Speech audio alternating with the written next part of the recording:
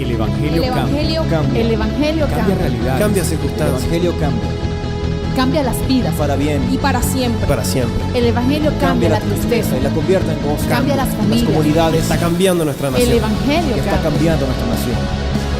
La mayor experiencia del cambio para nuestra Venezuela. El cambio para nuestra Venezuela. El Evangelio cambia.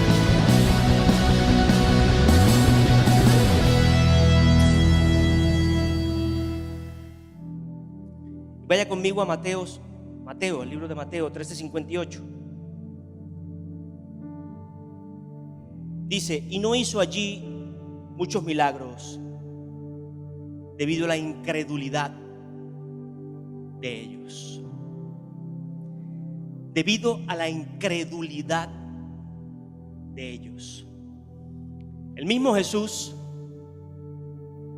el mismo Hijo de Dios, el mismo hombre que alimentó más de 5,000 personas con 3 peces y 5 panes, el mismo hombre que levantó muertos, el mismo hombre que sanó leprosos, que sanó enfermos, que fabricó ojos y los colocó en el lugar donde no había nada.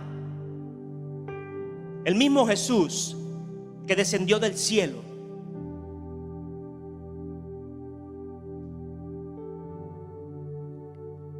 por la incredulidad de un pueblo, no pudo hacer milagros allí. El mismo Jesús que yo me preguntaba ayer si estaba llenando mis vacíos, y me encontraba en un lugar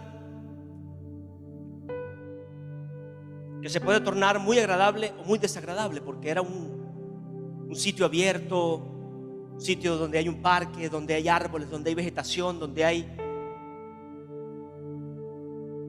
Pero ver tanta gente revuelta haciendo cosas vanas, sin sentido, pero en cierta forma tenían un nivel de alegría etísica, yo lo sé. Etísica es falsa, o sea, es una alegría falsa, es una alegría momentánea. Yo lo sé porque yo pasé por allí. Yo no estoy hablando algo diferente a lo que yo haya podido vivir.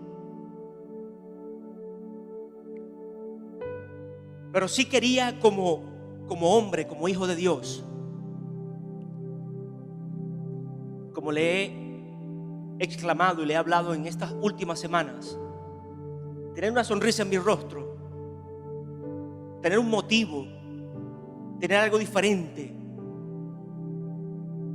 una alegría propia de alguien que Jesús, el autor y consumador de la fe,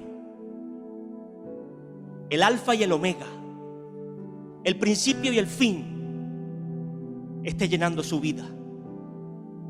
Porque si bien no me sentía a gusto en ese lugar, si bien había muchos motivos ya que me fastidiaban o que me incomodaban o que me sentía el gringo de ese sitio,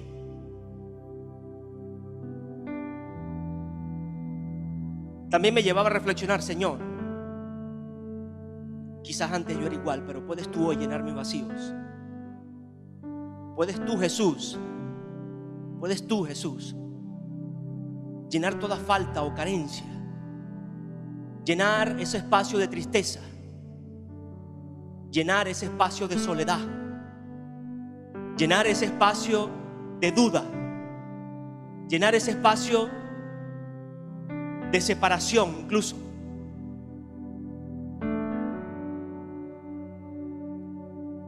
Y estaba siendo confrontado, iglesia.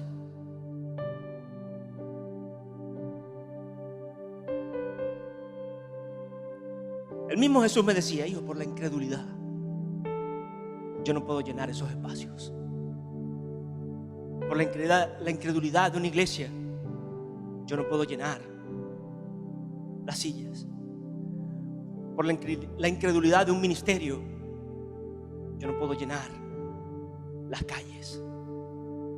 Por la incredulidad de un país yo no puedo llenar esa nación.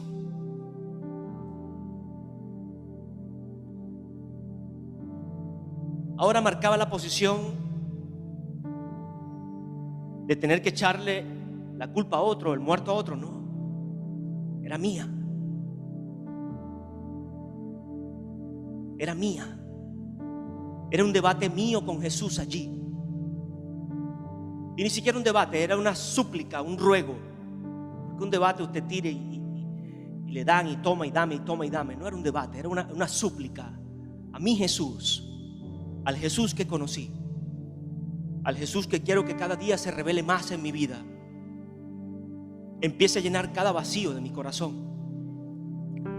empiece a suplir cada defecto de mis actitudes, empiece a enmendar cada uno de mis errores, empiece a suplir esa carencia de afecto paternal, maternal, de afecto de hermano, de afecto de esposo, de esposa, porque es el mismo Jesús el que lo puede hacer, iglesia.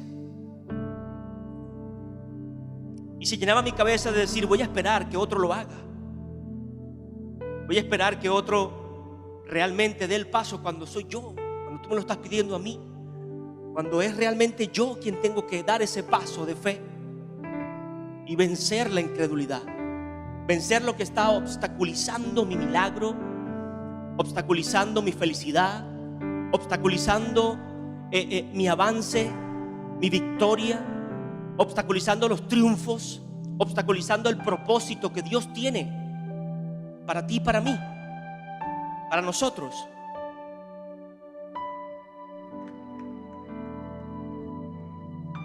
No es fácil, iglesia.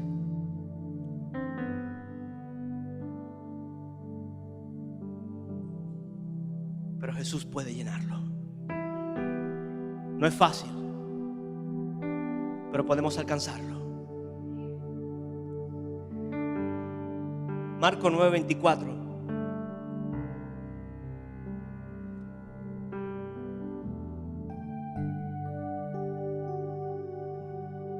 Lea desde el 21. Jesús preguntó al padre, y Jesús le pregunta al padre del muchacho: ¿cuánto tiempo hace que le sucede esto? Y él dijo: desde niño, y muchas veces lo arroja al fuego o al agua para matarlo. Pero si puedes hacer algo, ten misericordia de nosotros y ayúdanos. Este hombre le rogaba, y quizás, como le digo desde un principio, esto es un lugar por donde pasamos todos los cristianos.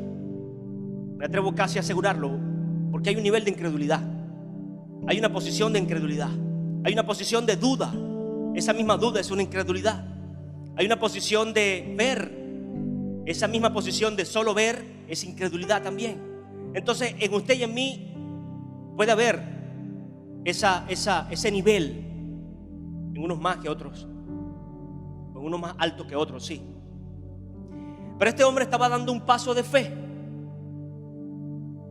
Y la fe, diga, la fe vence la incredulidad. Este hombre le decía: Jesús, si tú puedes hacer algo, hazlo. Si tú puedes llenar ese vacío, hazlo. Este hombre estaba entregado porque su hijo desde niño algo le poseía y lo lanzaba al fuego, otro día lo lanzaba al agua, otro día lo retorcía, otro día lo maltrataba de una u otra forma. Y había una posición en este padre de brazos o de manos atadas, ni siquiera cruzadas porque él estaba buscando, pero atadas porque no podía hacer más nada. No tenía una ciencia, no tenía una forma de cómo sanar o cómo libertar a su hijo. Pero bastó la fe, como un grano de mostaza, pequeñita, sí, quizás con dudas, quizás con dificultades para llegar a creer, o por lo menos hablar, abrir sus labios y correr a Jesús y decirle: si tú puedes. Como muchos necesitamos hacerlo hoy. Señor, si tú puedes. Jesús, si tú puedes llenar ese vacío. Jesús, si tú puedes suplir esta necesidad. Jesús, si tú puedes tocar este corazón, hazlo. Había un ruego en él. había una súplica en él, había una demanda en él. Ten misericordia. Y Jesús le dijo: si puedes creer, al que cree todo le es posible. Este hombre había creído ya, porque dice que inmediatamente el padre clamó y dijo: creo, creo. Pero aún en la posición de fe, le pidió al autor, a Jesucristo, que le ayudara. Ayúdame en mi incredulidad. Y estaba empezando a ver un milagro en su hijo que más nadie había podido alcanzar. Estaba viendo una libertad en su hijo que más nadie había podido brindarle. Estaba viendo una autoridad en su vida que más nadie le había permitido pasearse o deleitarse. Pero no se llenó de jactancia e incluso no se sentó en la posición de confiarme y dejar a las buenas este milagro, sino decirle al mismo Jesús, al mismo que estaba obrando en ese momento: ayuda a mi incredulidad, que no mengue mi fe, que no mengue mis fuerzas, que no se baje mi espíritu del nivel a donde lo estás llevando, que mi posición no esté por encima de mi humildad o mi humillación delante de ti. Este hombre estaba conociendo a Jesús. Este hombre no tenía ninguna clase de teología, ninguna clase de discipulado, mucho menos un doctorado. Pero estaba realmente teniendo un encuentro, una relación con el Rey de Reyes, con el Señor de Señores, con ese mismo que se le reveló a Abraham, el cual fue justificado por la fe. Justificado por fe. Un hombre que tenía obras, un hombre que había pagado un precio, un hombre que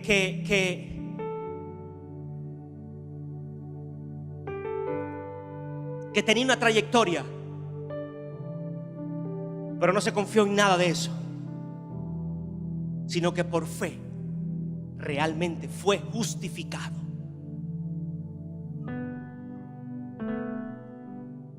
Por fe en Jesús me llevaba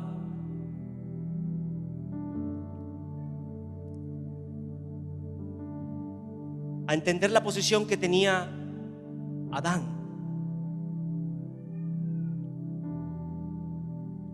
De estar haciendo lo que Dios le encomendó en el Edén. Pero en él había un sueño. En él había un clamor. Porque si usted lee el pasaje, él le ponía nombre a las bestias, a los animales, a todo lo que el Señor le había entregado, todo lo que había en ese huerto, en ese Edén. Pero cuando el Señor permite que él duerma y engendra a la mujer, él dice: esta sí es carne de mi carne y hueso de mis huesos. Había un sueño ya en Adán. Había un anhelo en Adán. Había un clamor en Adán. Y él, mientras le ponía nombre a esas bestias, decía: pero esto no se parece a mí, pero esto no me atrae, pero aquello no me llama, pero yo sigo trabajando, Señor, porque tú me colocaste en este lugar. Había un sueño en Adán, porque al ver a esta mujer dice: esta sí es. Nadie se deleita en algo que no había soñado. Nadie se expresa así en algo que no había anhelado. Nadie puede abrir sus labios con tanta gratitud si antes no había por lo menos sembrado una esperanza en su corazón de ver algo así. Y el mismo Dios, el mismo Padre, el mismo Creador, el mismo que le puso en ese huerto, se lo entregó, se lo dio. Por amor, por gracia, por servicio, por todo. Pero qué peligroso cuando nos confiamos en ese sueño que Dios pone ahora en nuestras manos, lo hace una realidad. Pero qué peligroso cuando nos confiamos, porque la misma mujer, sin echarle la culpa a nadie, fue usada, se dejó usar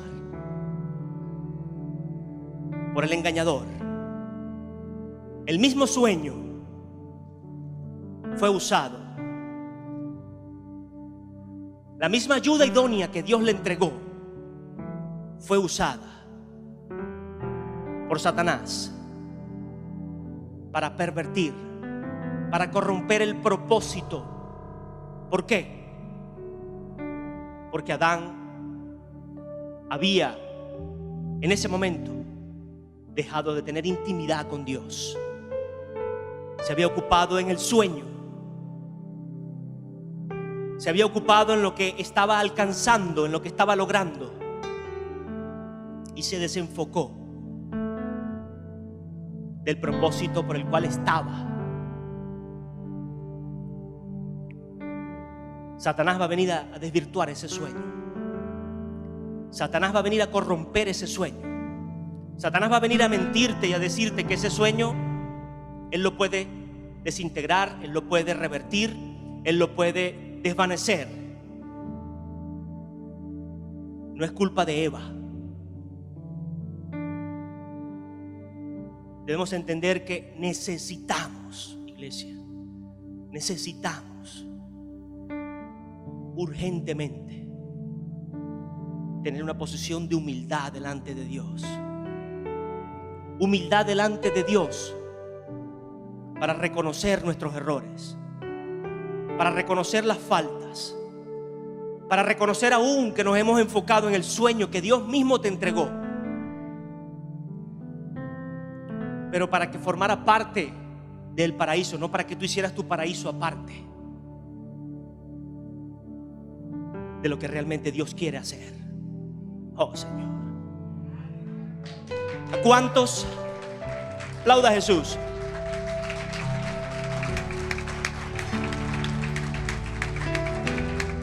¿A cuántos Dios nos ha entregado cosas por las que usted ha orado, por las que usted ha ayunado, ha clamado, ha pagado un precio, y el mismo Dios se las entrega?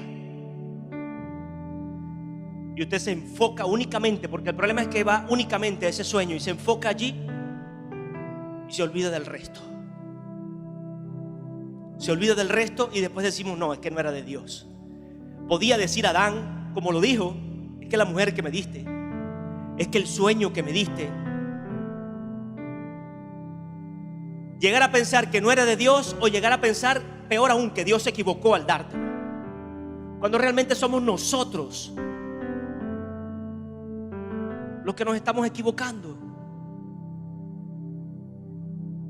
Pero esto me lleva aún más, entonces, a entender. Gracias, hija.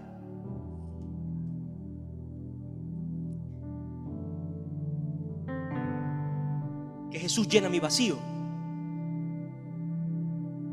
Judas y Judas. Yo siempre le doy vueltas a este Judas en mi mente. Sí, sí, iglesia, dele vueltas a Judas. Piense para no caer como Judas. Cada error que cometemos contra el Padre nos puede llevar a ser un Judas. Si usted no lo ha entendido, escuche. ¿Usted piensa que Judas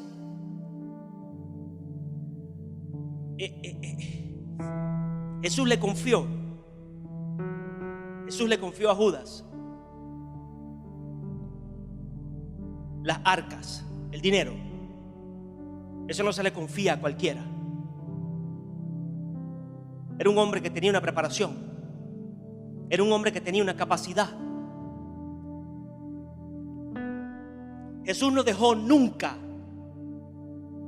de aclararle a Judas que él sabía lo que estaba haciendo, que Jesús sabía que él estaba metiendo la mano allí, que Jesús sabía que peor que eso estaba por traicionarle a él, y no solo traicionarle, sino entregarle. Y le doy vueltas a este hombre en esta posición ahora. Vaya aquí a este puntito. Entonces Judas, el que lo había entregado, viendo que era condenado, devolvió arrepentido las 30 piezas de plata a los principales sacerdotes y a los ancianos, diciendo: yo he pecado entregando sangre inocente. Y ellos dijeron: ¿qué nos importa a nosotros? Allá tú, Judas. Ya tú cumpliste o hiciste lo que nosotros queríamos. ¿Qué nos importa? Iglesia, Judas caminó con Jesús. Judas estuvo al lado de Jesús. Judas se sentaba a comer con Jesús. Judas caminaba con Jesús. Es más, Jesús le hablaba en secreto y le decía: hijo, guarda allí ese dinero, hijo, usa eso para esto. En algunas ocasiones, porque del resto le dejaba que él administrara, le dejaba el chance de gracia de que él le hiciera las cosas diferentes.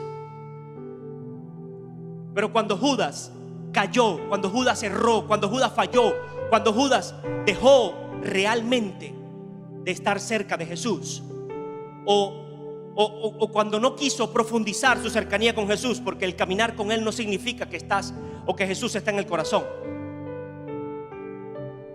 simplemente corrió al lugar equivocado. No corrió a quien podía llenar ese vacío.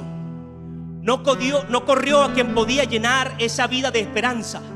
No corrió a quien podía recibir esas palabras de humillación y de perdón o de arrepentimiento, sino que fue al lugar equivocado. Como muchos vamos hoy al lugar equivocado, y como cuantos, todos aquí necesitamos hoy ir al lugar correcto, ir a los pies de Cristo, ir a los pies de Jesús, el único que fue clavado en una cruz por ti y por mí, el único que derramó su sangre por ti y por mí. Y yo no estoy hablando de que los principales o aquí el pastor o el resto del liderazgo sea gente equivocada o gente que está en la posición de estos sacerdotes. Estoy hablando de enfocarnos e ir nosotros correctamente a los pies de Cristo. Escúchame, iglesia, la gente muchas veces no te va a perdonar. Esa esposa muchas veces no te va a perdonar, o ese esposo muchas veces no te va a perdonar. La gente que posiblemente les haya hecho daño no te va a perdonar. Pero la garantía de que tú te sostengas y no vayas y te ahorques, la garantía de que tú te sostengas y no vayas y te tires por un puente, la garantía de que tú te sostengas y no vayas y te entregues a las pasiones de tu vida, es que te hayas acercado a los pies de Cristo arrepentido. Porque en Judas, hubo algún vestigio de arrepentimiento sincero, pero no fue al lugar correcto. Me dice la Biblia que se arrepintió e incluso habló de que entregó a un inocente. Reconoció que había dicho muchísimas mentiras. Pero si él hubiera corrido a Jesús, estoy seguro, iglesia, que el mismo Jesús, cargando la cruz, cargando el pecado del mundo, cargando la dureza del corazón de toda una humanidad, hubiese extendido su mano y decirle: hijo, te perdono, te perdono. Iglesia, el mismo Jesús está aquí hoy Tú y yo necesitamos correr a esos pies. Tú y yo necesitamos sumirnos a la voluntad de ese Jesús, al amor de ese Cristo. Y te aseguro, iglesia, que muchos fuera te van a perdonar, que muchos fuera te van a escuchar, que muchos afuera van a tener una actitud diferente contigo. Pero si no es así, no va a venir una condenación a tu vida. No va a venir el oprobio o el pecado a aplastarte. No va a venir la maldición a cubrirte, sino la bendición del cielo, el perdón de lo alto, la misericordia del mismo Dios te va a seguir cubriendo y va a permitir, ojo, no que te sigas revolcando o que te sigas haciendo más antipático, no, va a permitir que progresivamente tú seas escuchado. Progresivamente tu testimonio va a ejercer. Claro, somos humanos, somos hombres y mujeres, somos humanos, y nos cuesta muchas veces por ese nivel de incredulidad. Y la palabra me lo advierte, me dice: maldito el hombre que confía en el hombre. Entonces yo me paro en esa posición de duda de si es o no es, si está, si no está. Y yo lo vi que era un lobo, y entonces ahora se me vistió de oveja. Pero yo voy a ver si ese lobito, porque no, lobo queda grande, ese lobito realmente recibió un cambio en su corazón. Y en la dirección del cielo yo le pido al Padre que me ayude a discernir la posición de cada persona o la posición del que se me acerca. No me muevo en hechicería o en el tarot o quién se me acerca hoy. Y hoy lunes se me va a acercar tal persona de tal color, y claro, la revista me lo dijo, y a ese le abro las puertas. Y al que me dijo que no, entonces a ese le cierro las puertas. Bueno, usted está en hechicería, no está creyendo realmente en un Cristo vivo, no está creyendo en un Espíritu Santo, no está creyendo en una dirección. Es más, dejó de confiar en Dios, dejó de confiar en su protección, en lo que lo cubre. Entonces usted entiende que cuando nos apartamos, cuando hacemos lo que a Dios no le agrada, podemos terminar como Judas, quizás arrepentidos, pero yendo al sitio incorrecto, donde no recibiremos paz, donde no recibiremos ese abrazo. Entonces dejemos de correr a ese amante, dejemos de correr a la pornografía, dejemos de correr a las drogas, dejemos de correr a ese lugar oculto y secreto, y empecemos a correr a los pies de Cristo. Empecemos a correr a donde realmente van a ser llenos esos vacíos, a ese lugar donde realmente van a ser transformados y cambiados esos lugares secos, ásperos en nuestra vida, que solamente nos traen un amanecer de dolor, un amanecer de condenación, un amanecer de angustia, un amanecer de muchas veces usted ni sabe lo que hizo el día anterior. Me va a echar un cuento a mí. Bueno, yo le doy gracias a Dios porque pasé por eso y salí de eso. Le doy gracias porque salí de eso.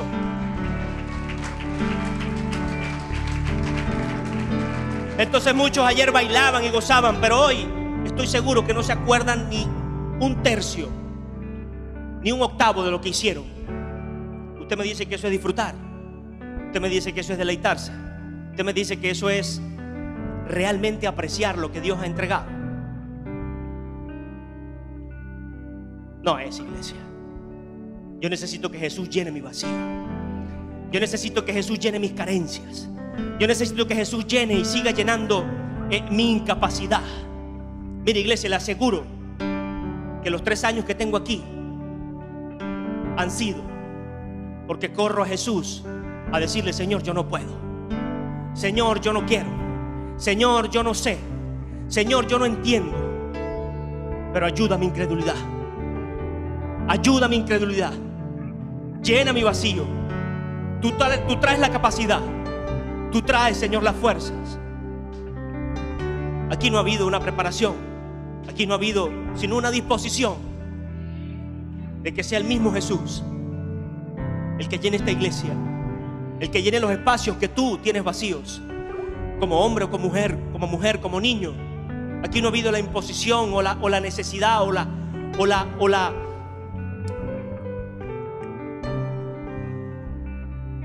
burla de hacerme una necesidad para usted. Oh, Padre, es una burla cuando el pastor quiere hacerse la necesidad suya, cuando el pastor quiere hacerse el que llena su espacio, cuando el pastor quiere hacerse el que puede suplirle su salud, el que puede suplirle su deficiencia económica, el que puede suplirle aún su fe. Oh, Padre Santo, no. Es Jesús, iglesia. Es Jesús el que va a llenar tu vacío.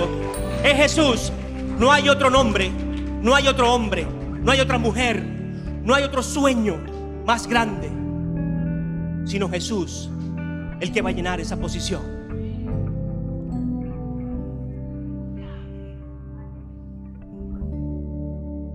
¿Cuánto puedes decir amén?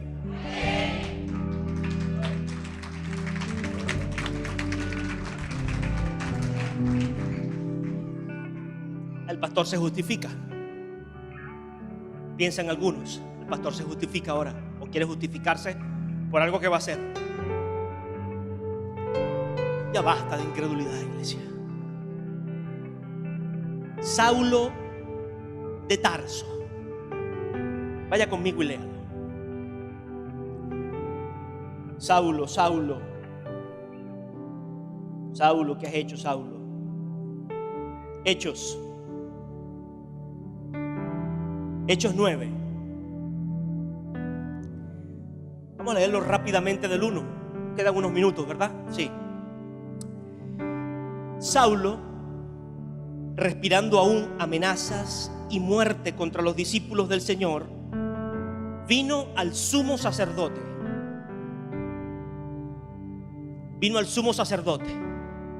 Y le pidió cartas para las sinagogas de Damasco, a fin de que si hallaba algunos hombres o mujeres de este camino, los trajera presos a Jerusalén. Pero yendo por el camino, aconteció que al llegar cerca de Damasco, repentinamente lo rodeó un resplandor de luz del cielo, y cayendo en tierra oyó una voz que le decía: Saulo, Saulo, ¿por qué me persigues? Él le dijo: ¿quién eres, Señor? Le dijo: yo soy Jesús, a quien tú persigues. Dura cosa le digo a esta gente hoy. Dura cosa le digo, o le dices tú al que te persigue: no me persigues a mí, persigues a Jesús. Y el mismo Jesús va a venir a confrontar a esa gente. No estoy hablando nada más de un grupo radical, estoy hablando de todo aquel que se adversa de una u otra forma a la voluntad de Dios. El mismo Jesús va a venir a confrontar a esa gente y a decirle: ¿por qué me persigues? ¿Y quién eres tú? Jesús. ¿Quién eres tú? Jesús. Este Saulo, por el mismo destello de luz que llenó todo ese espacio, dura cosa te es dar coces contra el aguijón, le dijo Jesús. Y él, temblando y temeroso, dijo: Señor, ¿qué quieres que yo haga? El Señor le dijo: levántate y entra en la ciudad, y allí se te dirá lo que debes hacer. Ahora yo me voy con Judas y Saulo.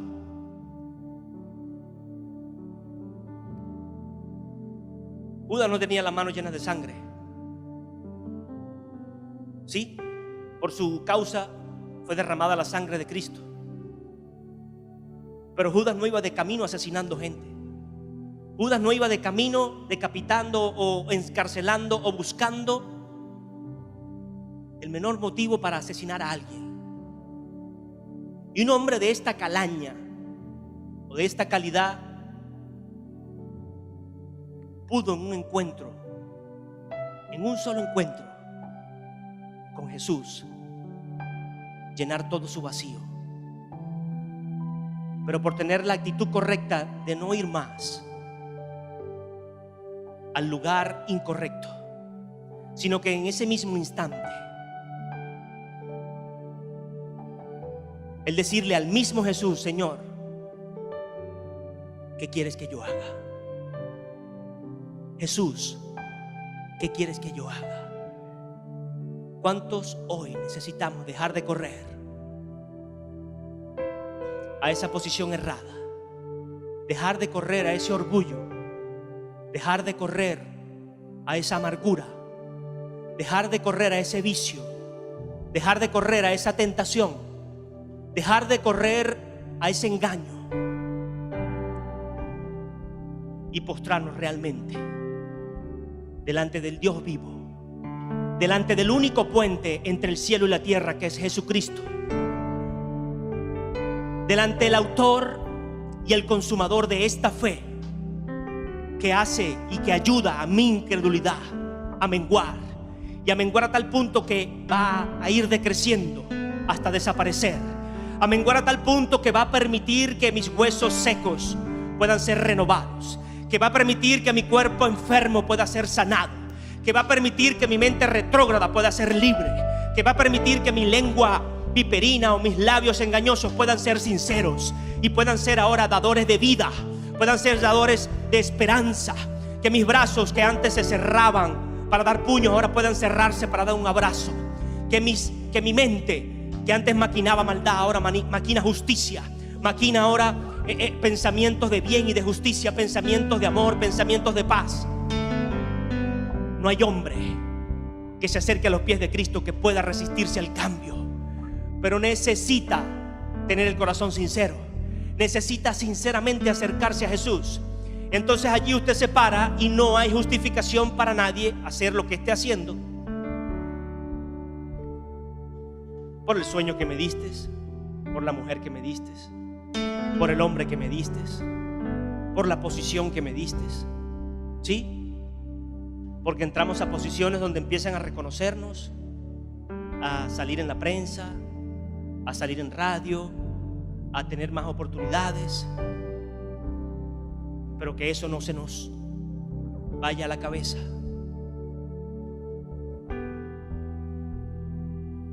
Jesús le puso un nuevo nombre a este Saulo, y espero que todos lo conozcan. Es Pablo, predicador de gentiles, el predicador que hasta hoy permitió que tú y yo conociéramos el evangelio de Cristo. Por ese hombre que asesinaba cristianos, que encarcelaba a gente justificada, a justos, con un arrepentimiento sincero a los pies de Cristo, a los pies de Cristo. El mismo Jesús empezó a llenar sus vacíos, y fíjese que le costó. ¿Cuánto no le va a costar? ¿Cuánto no le va a costar? Como que usted le llegue hoy un violador y le diga: no, sí, yo me sané, yo cambié, o Cristo me cambió, que le hable de Cristo. Pero déjele cuidando a sus hijos. ¿Usted lo va a hacer? Muy difícil, ¿verdad? Muy difícil. Pero Jesús sí puede hacerlo. Jesús sí puede hacerlo. Es más, mi Padre Celestial lo hace todos los días, porque nosotros, siendo malos, la gracia nos permite estar parados aquí, estar parados allá, estar parados allí, sentados también, o en las calles, predicando su amor y su justicia. Porque Dios no tiene un nivel de pecado más grande que otro, porque todos son iguales. Él nos ve con el mismo grado de dificultad o de suciedad. Y aún así nos confía.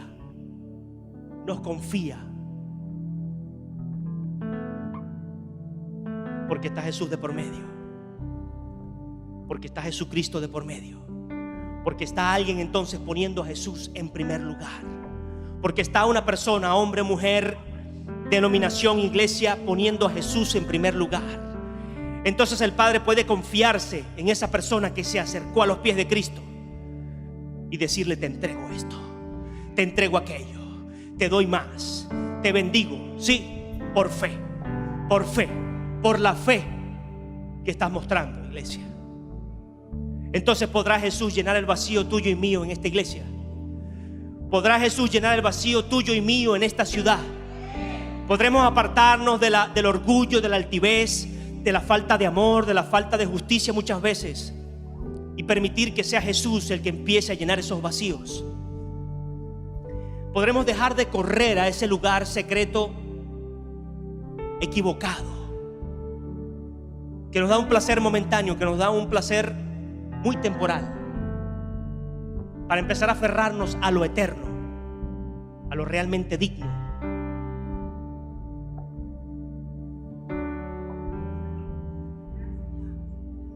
Cambió a Saulo.